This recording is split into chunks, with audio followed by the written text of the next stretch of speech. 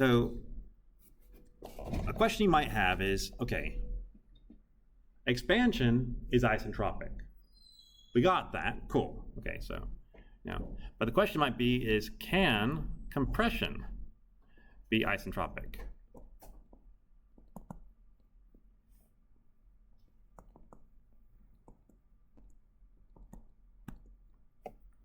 And I'm saying compression where I'm having to deflect the flow. And the answer is yes. Yes, it can. Now, how? Well, before we get to the how, I'm going to talk, I think, more about the where. Okay, the where. So, at one point, I mentioned that there's something called a scramjet. So it might look something. Here, I'll get a better drawing of it so I don't completely butcher it. This is a rough drawing of a scramjet powered vehicle. As a note, this is my slightly less than rough drawing. I'm actually following along looking at the picture. There we go. Okay, and where's the wings? They're very, very small on the side here. And it also has at the bottom, right about there, the scramjet. Okay, not perfect here. Did what I could. This was a rough drawing of the X43. I can't draw 4. X43A hypersonic vehicle, okay?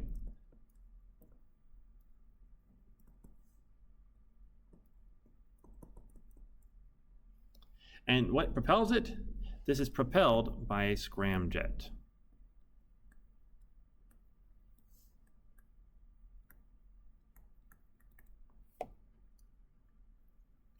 A scramjet at its most basic, is simply saying that when I get really, really fast, I can no longer have fans that are fast enough to compress my flow.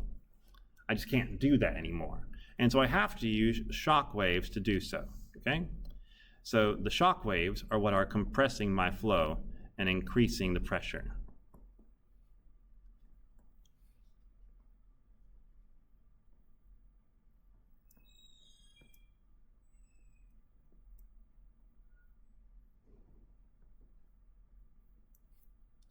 However, what we realize is that shock waves are inefficient.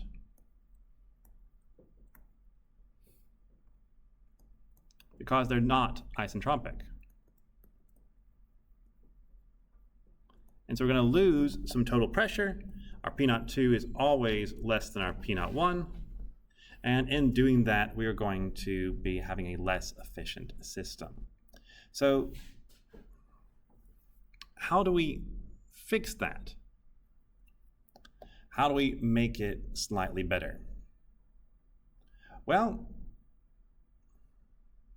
you can do it through something which is called isentropic compression. Like you can actually do it through isentropic compression. And how does it work? It's not the easiest thing in the world, but I'll try to draw a picture of it to give you an idea, okay? So in this one right here, this picture I gave you, it was sharp, okay? It has a sharp leading edge. And that is where we're going to have an issue. If it's sharp, that's going to lead to a strong shock or a shock wave. Because the shock wave is going to have a point to attach to. And so what they do in a real thing is it will look something more like this. It will have a rounded nose. It will have a gradual turning until it gets into the throat. Something along this line right here. There's still going to be a shock wave at some point, but we're doing our best to reduce the amount of shocks we have. So right here I have the throat, and in this region right here, I will actually have isentropic compression.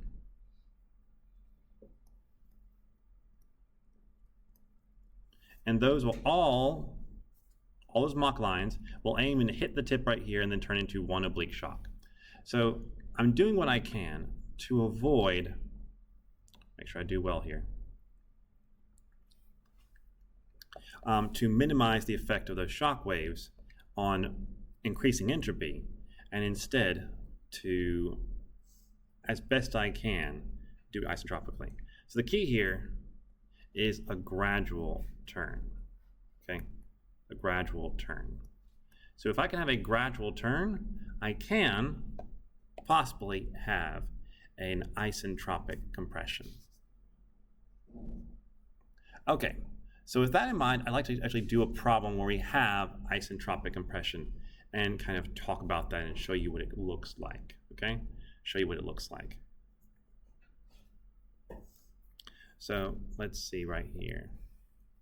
So I'm going to try to draw this best I can. We're going to compare two different examples for isentropic compression, or for compression. Here we go, doing my best here. Up we go. So going from my initial direction, I'm going to have a 15-degree deflection angle. And so this is gradual. I'm doing my best here. Gradual, and therefore isentropic. Underneath that, I'm going to have a sharp change.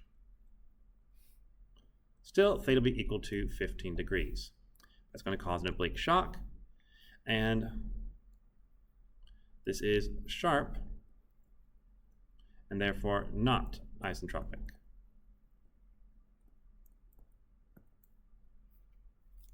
Oh, not equals, not isentropic.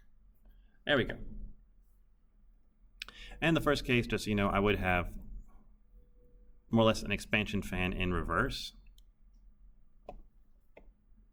Something along that. You can call it a compression wave. It doesn't, it's not dealt with as much in this class, but I still wanted to show you that it exists. It is a thing.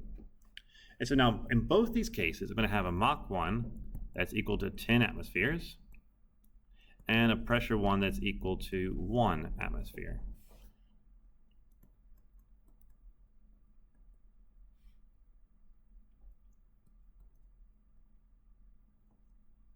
And I feel silly because I said 10 atmospheres. It's just Mach equals 10. Sorry, my bad. The pressure is equal to 1 atmosphere. Mach number is unitless. Remember, it's a ratio.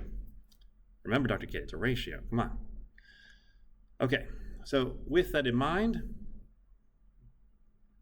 let's actually solve these two cases. And I'll call this case A and case B just to help us differentiate them as we move slightly away from this. Now, the first thing you're thinking of is, well, I've never dealt with a compression corner. How do I do that?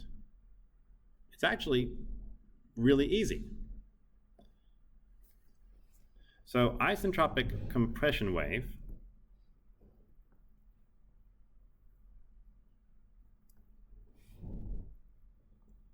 is just the same as an expansion fan. There's only one difference. I can just call this an expansion fan backwards.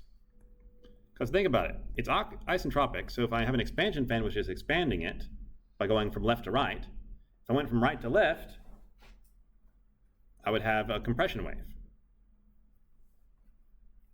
So in the past, what I did is something like the following. I would have M1, I would use that to get nu 1, and for an expansion fan, I would then add my deflection angle. But for a compression wave,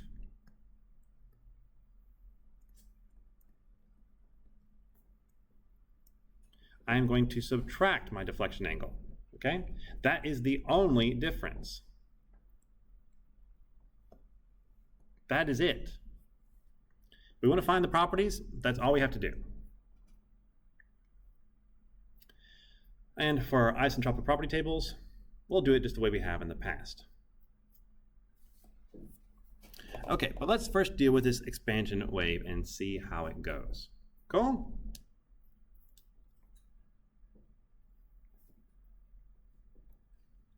So first off, let's calculate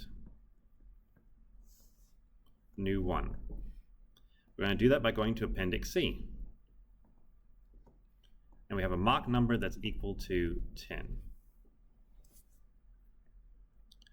So let me go ahead and jump over there and we'll find out what that value is. I'm going to try to show it to you as much as I can. Otherwise I could just give you the values, but go for it. Mach 10 is way down here. Here we go. Mach 10, 0.1. Move the decimal place 2 points. There you go, 10. And so this is the wrong table. This is the isotropic properties table. There we go. Now I'm in the right one. Okay. Now let's jump down again to Mach 10. Way down here. And a little bit too far. There we are. So my angle would be 102.3 degrees. Right there. So nu is 102.3.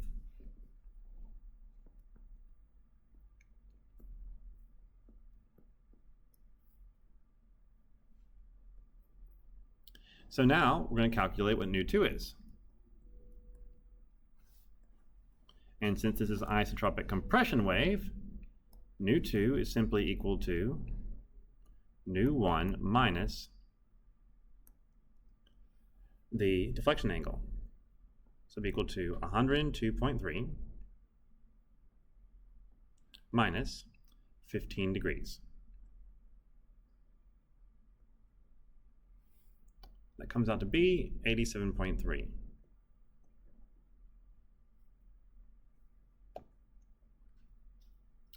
So after that, I need to get what my Mach 2 is.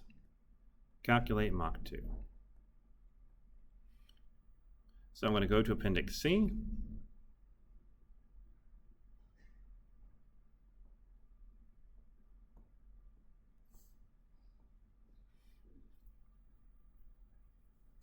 And for a nu value on our function that's equal to 87.3 degrees, I would find that it's pretty dang close, but not exactly, to the following. It would be around 6.4. Why am I not doing it exactly? Because I'd have to interpolate then, and we're just making it simple on ourselves. Should we be? Yes, yes, we deserve that. You know what? We all deserve that, yes. Do we really deserve it? I don't know. I understand.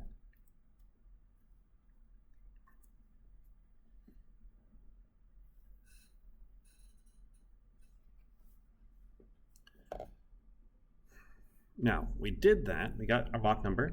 So now we can find what the pressure is afterwards. What is our stagnation pressure? Or we could just find our ratio of stagnation pressures and figure it out. There's lots of things we can do. First, we'll find the static pressure. We'll also find the stagnation pressure.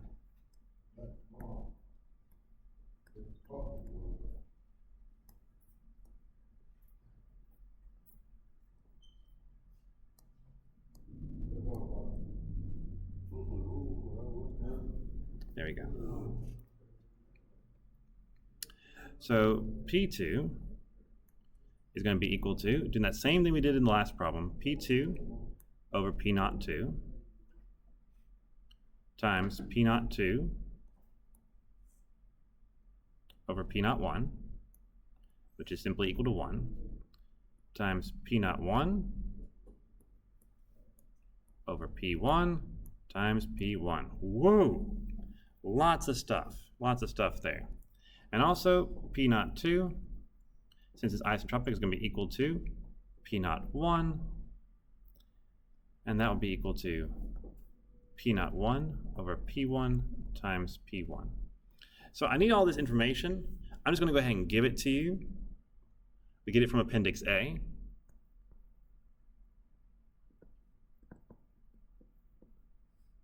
And so for my M1, which is equal to 10, and M2, which is equal to 6.4,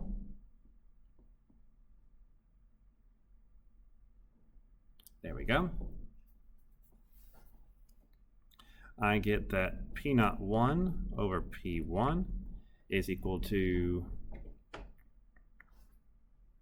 0.4244 times 10 to the 5th. It's a big old ratio. And P02 over P2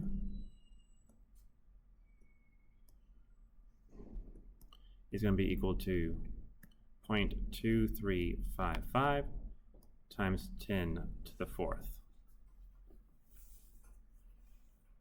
So that gives me that P2 would be equal to 18.02 atmospheres. And this would be equal to a ginormous number. I don't actually have that calculated in my notes, so I'm going to have to go ahead and do that now.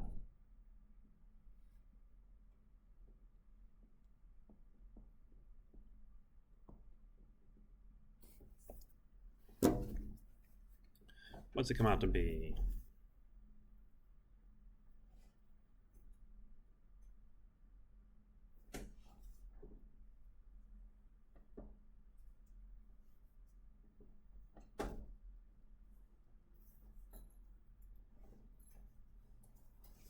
$42,440.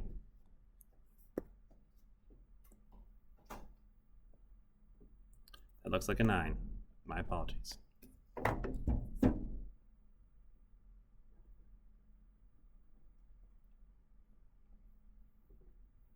Woo! Big numbers.